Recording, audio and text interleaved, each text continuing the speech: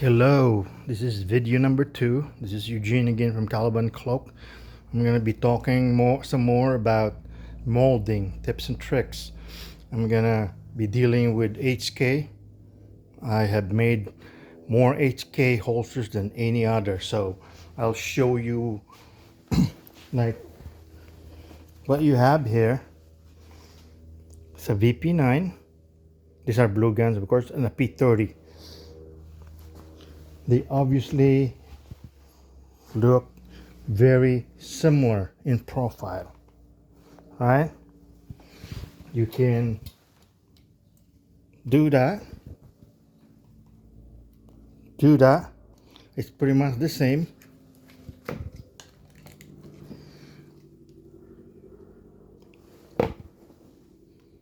Almost the same profile. However, there are differences, and I will show that to you. It used to be that if I make holsters, I was considered custom.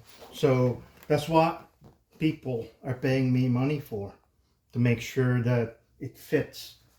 This is a digital push-pull gauge that I use when I, calibrate how much tension there is to push or pull, whatever. I'm not gonna show that right now, but I do that.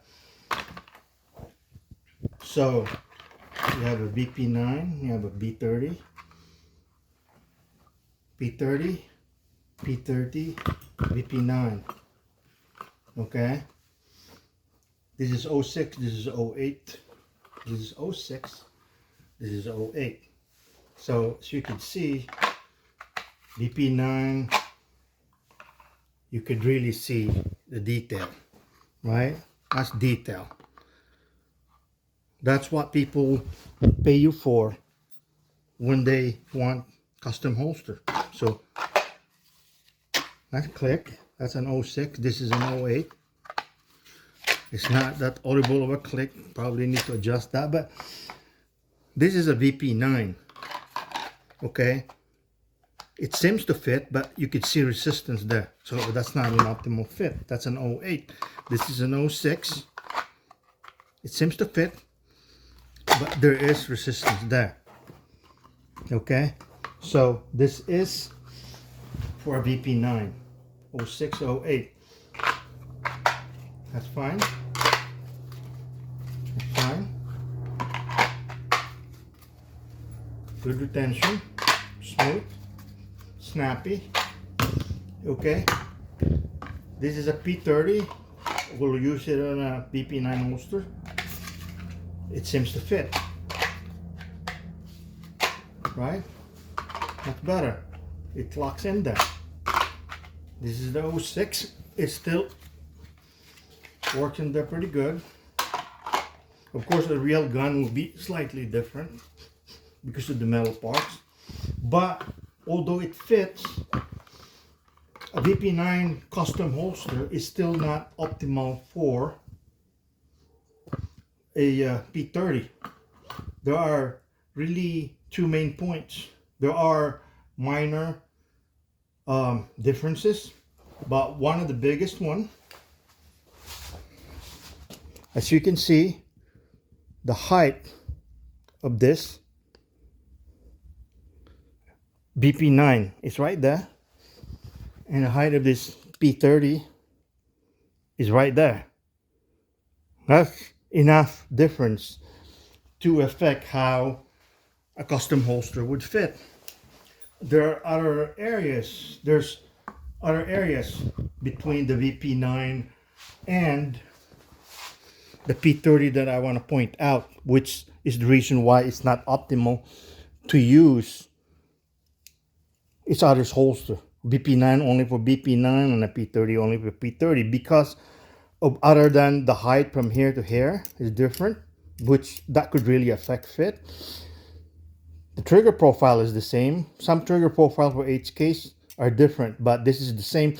The main thing is the reason that it doesn't allow the VP9 to fit in a P30 holster.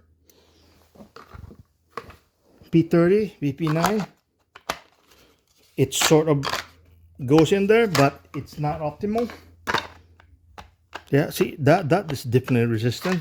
It's okay with the 06. The reason for that is this area right here. Okay, you can really tell BP9, P30. You can tell that's thinner. Okay, right there. And the P30 is right there. That's pretty big. Okay, and that's why you can really see on this two custom holsters, this is P30, that's BP9. You could really see that, the difference right here. Okay, so a lot of times a P30 you would think would fit better on a BP9 holster because it's thinner here. Of course, as the measurement shows, the height of the slide from the bottom of the top of the slide to the bottom of the rail is different. I don't know, maybe because this is a hammer, this is a striker.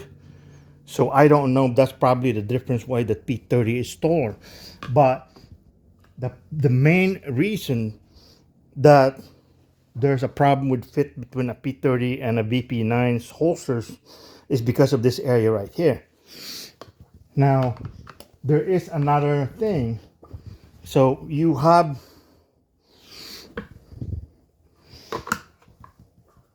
a P30, right?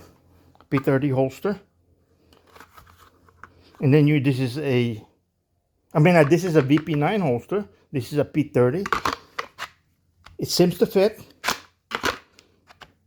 but you know, it seems to lock.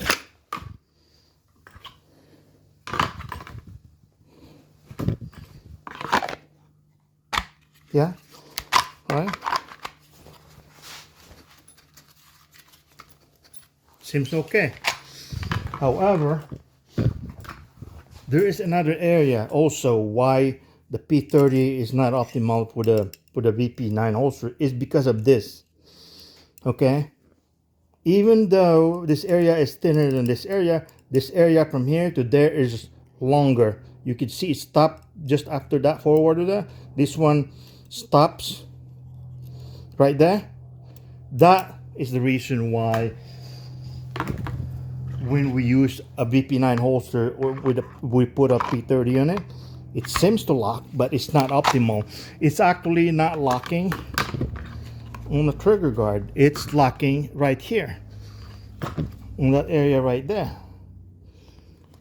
Okay, so what you do is basically, if you want, you can turn this so that you can use a P30 mold and you can make a holster that will fit both the P30 and a BP9 or vice versa by just taking note of those, the height of that and the height of that, and that could easily be done. You could modify your mold to deal with that. These are, of course, Gen 3 molds. You can see the serrations are very fine. And the Gen 3 molds are pretty much perfect fit for the holster, like a condom. That is what people paid me for. That is what I made my business. It's a custom holster. So if my customers actually I did a lot, about 95%, over 95% of my products went overseas, most of them to Europe. And a lot of my customers were direct purchase, single source. So they would actually write their procurement requirements based on the technical specification of my holster, so that the logistics people cannot get creative and go somewhere else and buy something cheaper. They would actually define this very, very, clear. BP9 only. P30 only. And that's why I made a lot of these holsters. Okay. Now, this, you can see again, like I said, on the Gen 3s, this, you could really see the serration, right? This is a Gen 2. This is a P30 with a TLR1.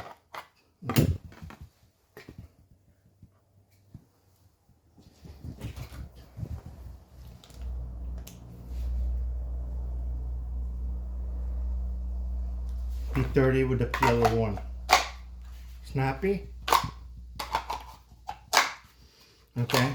This is surplus from European contracts. You can see it's been cut, it's been assembled, it's been cut, but it hasn't, I haven't, you know, finalized finishing or whatever, but you can see this is all friction. Snappy, no jumping, doesn't fall out. This is what they wanted. This is what the customers wanted. So I just provide them with what they want, because I can't really just be creative, because like I said, the procurement requirements defines how the holster should be, what kind of material should be used, and all that stuff. So I have to really give them what they want, and that's that. So this one is for, this is a Gen 2. This is also for a P30 with a TLR2. This has been assembled, cut, and it has been through pretty much final finishing, but this is designed to have a adjustment screw. This is Gen 3. So again, snappy, easy, smooth, sweet, right? It doesn't jump around. There are no tension screws. It doesn't fall. Snappy. Easy. Okay, so this is Gen 1 P30 TLR1. This is Gen 2, Gen 3. This is Gen 2, this is Gen 3 P30 TLR2. I used to send maybe 500s of these things every month overseas. So I made a lot of this. So like I said, this is still Gen 2 and Gen 3. You can still see the serrations. It's pretty fine. Yeah. Now, this is Gen 6. Right? It's still very defined restorations. Everything's defined. This is for both. This is now both P30 and BP9 with a TLR7 or a TLR8. So BP9 with TLR7. Smooth, smooth. Just Gen 6, like I said. Okay. So definitely, this is airsoft. Same dimension, of course, and that definitely jumps, because like I said, this Gen 6 will be loose until we put a screw. Now, if we have a P30, this is a BP9 on that holster, which is designed for both P30 and BP9 with a TLR7 or 8.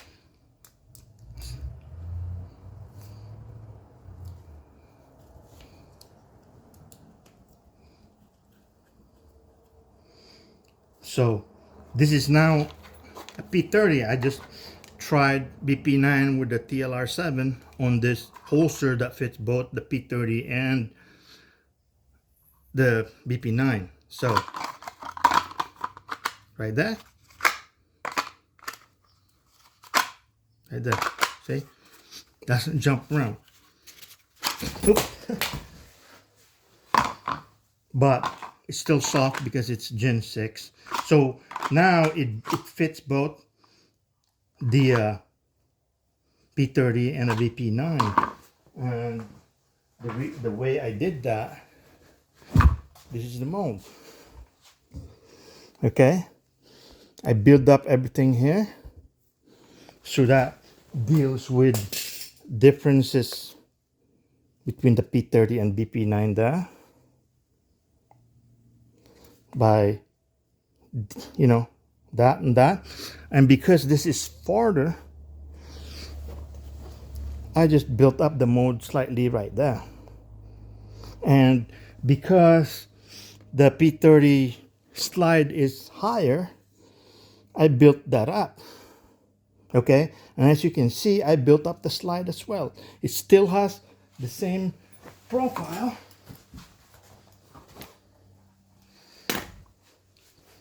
It still has the same profile, right?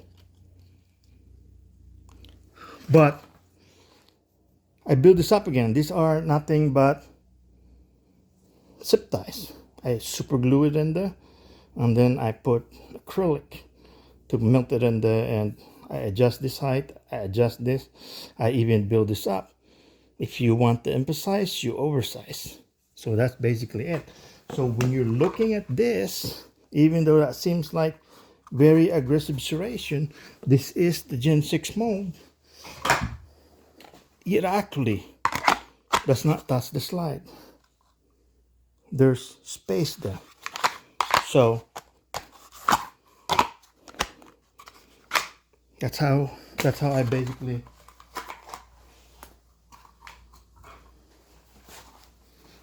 do it. So you can see, I emphasize those to give you that. It's not much. I mean, some people don't like it, some people want it. So I hope you understand that. That's basically good right there for all the P30. I've made thousands and thousands of P30 roasters. But I'm gonna show you guys one more thing. This is a CZ P07. Yeah, this is a Sphinx SDP. They're very similar in profile. Internally, they're practically the same, right? Very similar profile. Again, one has a higher height from the bottom of the dust of the rail to the top of the slide. This is a P07. That's the measurement there. This is the Sphinx. That's the measurement there. This one is definitely higher. This holster is a Gen 6. It's made for the Sphinx SDP with a PID Holosun. So let's put that on.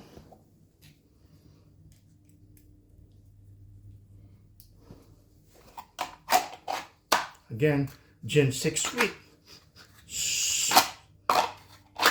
Sweet and smooth, but it will fall out if you don't adjust the, you can adjust the tension screw so you can have the fitment that you want. Now I'm gonna put this PID on the P07.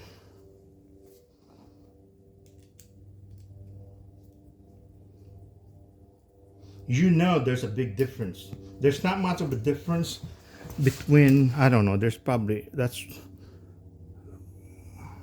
right there. Yeah. So the CZ is slightly thicker, but the Sphinx is higher, is taller. So this is a holster again built for this gun with this light. This is a P07 with that light also. And as you can see, it fits. It fits. It's Gen 6. So I don't think I will make a holster for this, but I might, but it already fits. So that's how you play with molds, basically. You find common grounds and you emphasize some and you de-emphasize some, and you find, you know, something that would be compatible with different guns, and maybe you can just build one mold instead of two. So again, thank you. I hope you understand that.